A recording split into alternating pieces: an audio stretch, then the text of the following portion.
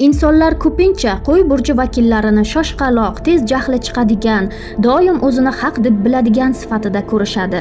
Lekin kamdan kam insonlar tushunadiki, bu ularning so'nmas ichki olovidan kelib chiqadi. Qo'y burchi vakillari sevsa, butun qalbi bilan sevadi. His qilsa, boshini o'ylamasdan sho'ng'iydi. Ishonsa, jonini tikib bo'lsa ham himoya qiladi. Ularning g'azabi ham bejizga emas. Bu eng chuqur haqiqatiga tegilganda yuzaga keladi. Qo'y burchi vakillari xiyonatni, yolg'onni va beparvolikni ko'tara olmaydi.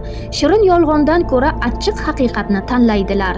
Qo'y burchi vakillari kuchli va keskin, ammo ular sadoqatli, jasur va himoyachi hamdirlar.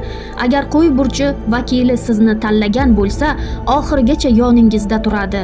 Ammo bir marta xiyonat qilsangiz, ikkinchi imkonni kutmang. U sizni hayotida hech qachon bo'lmagandek o'chirib tashlaydi.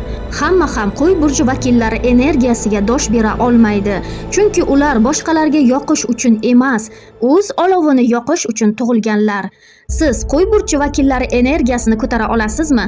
Izohlarda yozib qoldiring. Darvoqe, like bosib, obuna bo'lishni ham unutmang.